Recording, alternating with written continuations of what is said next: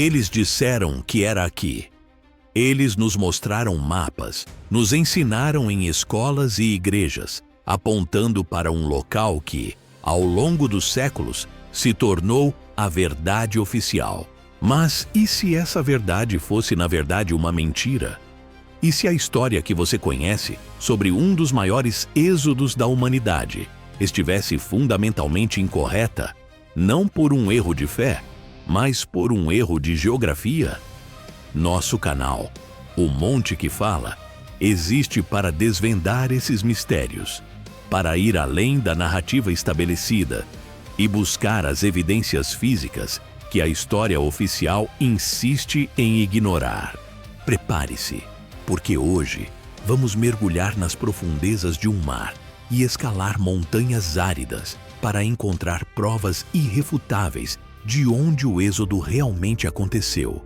Vestígios que a própria Bíblia, em sua simplicidade descritiva, acabou escondendo.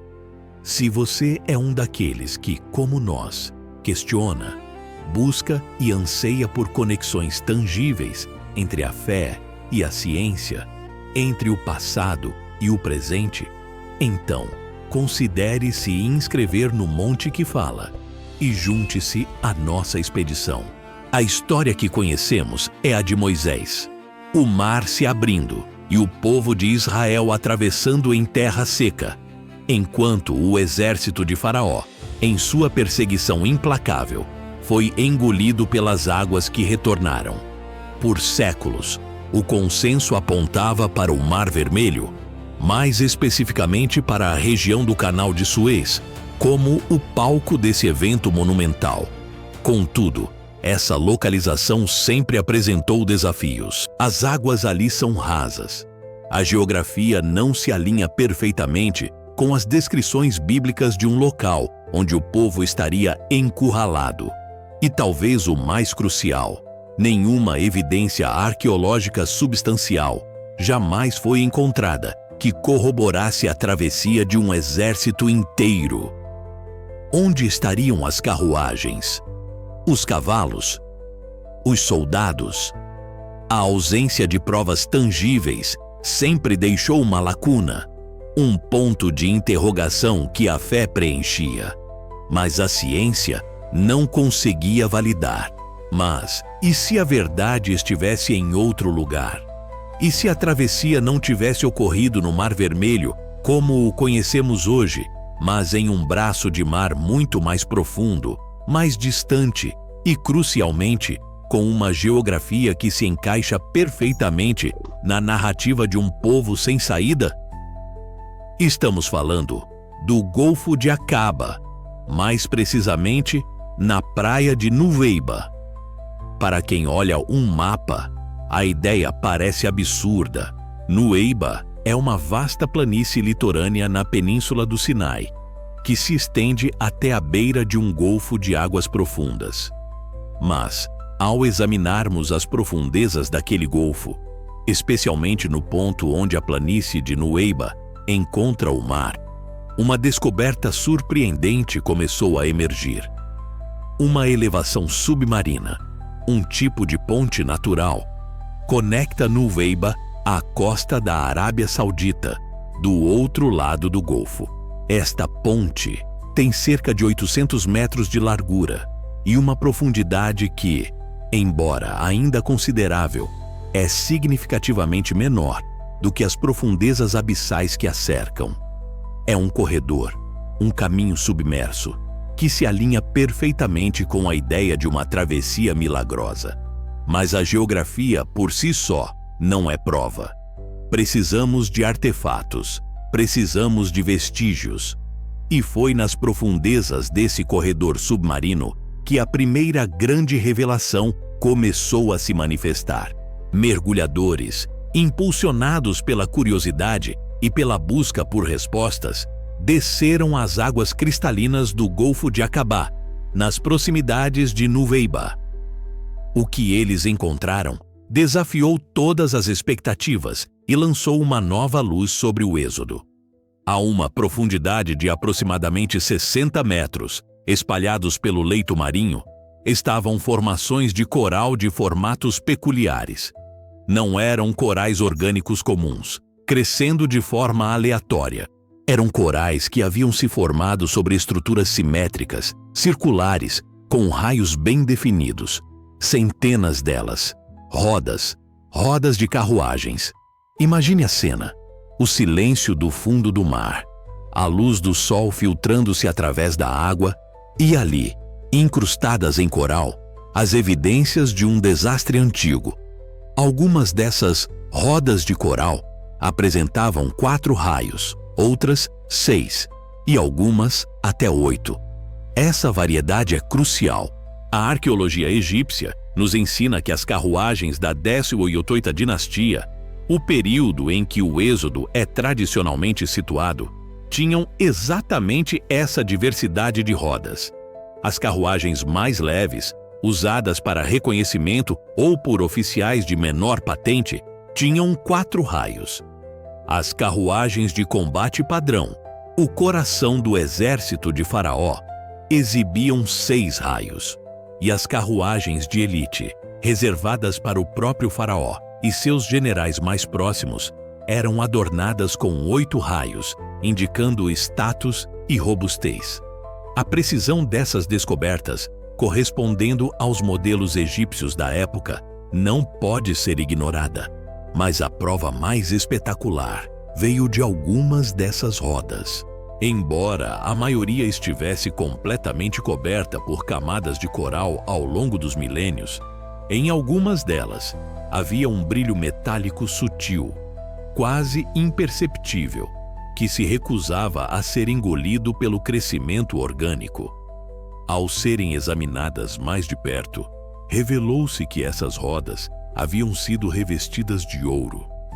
O ouro, um metal inerte, não serve de base para o crescimento do coral, preservando sua superfície por milênios. As carruagens mais luxuosas do Egito Antigo, as de Faraó e sua guarda de elite, eram frequentemente adornadas com ouro, não apenas por ostentação, mas também para reforçar a estrutura e demonstrar o poder e a riqueza do império. A presença de rodas de 4, 6 e 8 raios, algumas delas banhadas a ouro, no fundo do Golfo de Aqaba, no exato ponto onde a travessia poderia ter ocorrido, é uma evidência que grita, uma prova silenciosa do destino do exército que perseguiu os israelitas. O mar, ao que parece, guardou seus segredos por muito tempo, mas agora está revelando-os. As peças do quebra-cabeça estão se encaixando, e a verdade, embora desconfortável para alguns, está emergindo das profundezas, com as águas do Golfo de Aqaba ainda ecoando o mistério das carruagens submersas. Nossa jornada nos leva agora para o interior, para o coração de um deserto árido e implacável. Se as evidências do mar nos apontam para o local da travessia, as pistas na terra nos guiarão para os eventos que se seguiram, para as provações e milagres que moldaram a jornada do povo de Israel. A tradição popular, mais uma vez, nos enganou. O Monte Sinai, o Horeb bíblico, onde Moisés recebeu os 10 mandamentos e onde a rocha foi golpeada para jorrar água, é comumente associado à Península do Sinai, no Egito. Mas as evidências geográficas e arqueológicas nos conduzem a um local diferente, um lugar esquecido pela história, mas que carrega as cicatrizes de um passado extraordinário. Estamos falando do Jebel Makla, uma imponente montanha na Arábia Saudita, que muitos pesquisadores identificam como o verdadeiro Monte Sinai. E é aos seus pés, no meio de uma paisagem desértica que parece não ter visto uma gota d'água em milênios, que encontramos a segunda prova irrefutável da narrativa bíblica: a Rocha Rachada, ou Split Rock. Imagine uma rocha gigantesca, tão alta quanto um prédio de 4 andares, imponente e solitária, na vastidão do deserto. Agora, imagine essa rocha partida ao meio, com uma fenda profunda que a divide de cima a baixo. Mas não é apenas uma fenda geológica comum. Ao inspecionarmos de perto essa colossal estrutura, percebe-se algo notável. Em suas faces internas e escorrendo pela base, há marcas visíveis de erosão por água.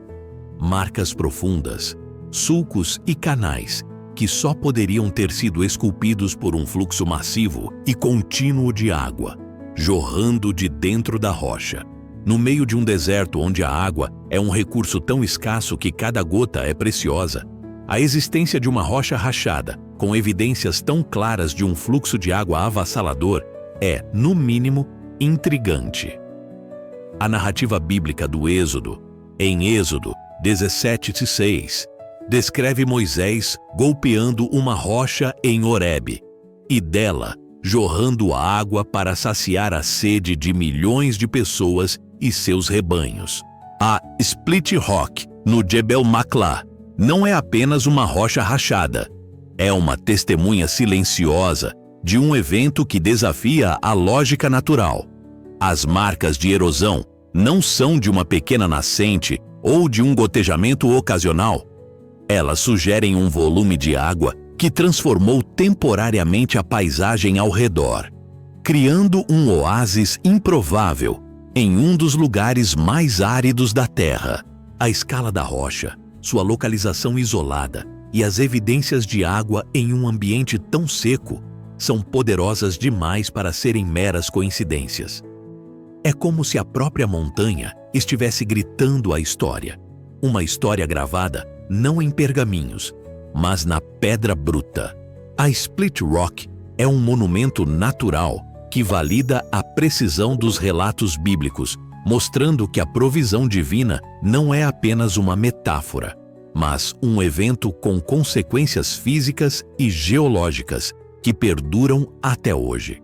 E enquanto contemplamos essa maravilha, somos lembrados de que a história está escrita em cada pedra, em cada vale, esperando apenas que tenhamos a coragem de olhar para os lugares certos.